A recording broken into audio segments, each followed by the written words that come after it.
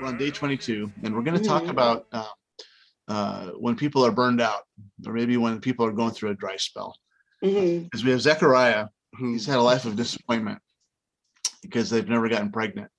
Yeah. How do we get to places of burnout? What was going on with Zechariah, I guess? So you have this really old guy who's been faithful and steadfast. Like he could have even divorced Elizabeth because, you know, if your wife couldn't have children, and it was thought that there was sin involved as a correlation to not being able to have children, that was grounds for divorce. And he loved his wife, and he was he meant the vows that he made to her. He meant the vows that he made to God. And you can still mean your vows but still be run down by disappointment.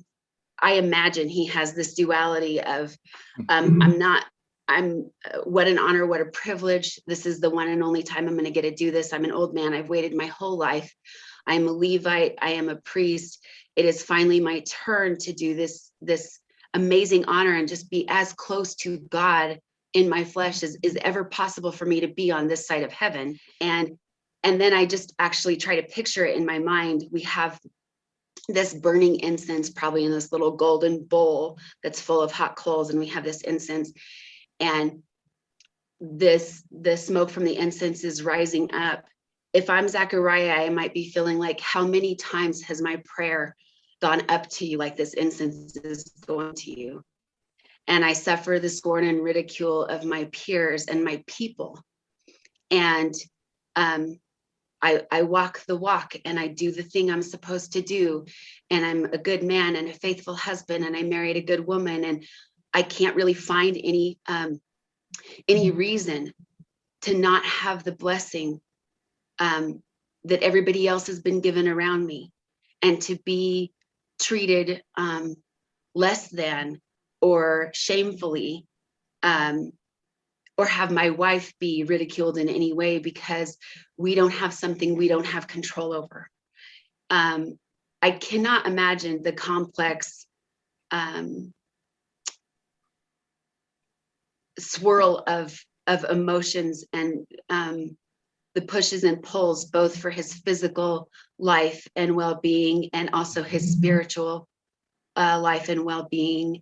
I think it was probably a really intense time, and it's so easy to just glibly pass through those two verses and be like, Zechariah went in and he lit the incense, and then we know what happened next, but he didn't know what was going to happen next. And I think when we kind of feel burned out, when we're plugging along and we're plodding and foot after foot, just going along, and not everything in our life is reflective of What it's supposed to be. What we think it's supposed to be. The victorious Christian life that we're all because it's all supposed to be sunny and perfect if you're doing everything right, and you're missing a blessing that everyone else seems to have, or you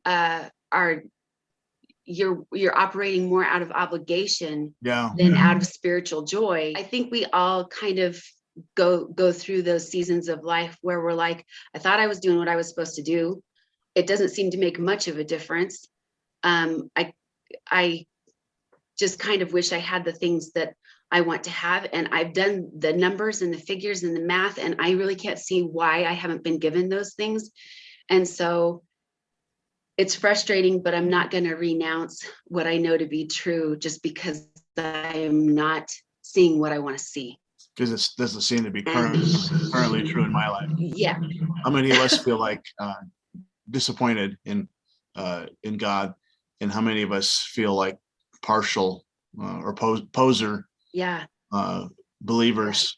Mm-hmm. And if Zechariah felt that way, maybe that explains why what God was about to do bounced off of him instead of got to him.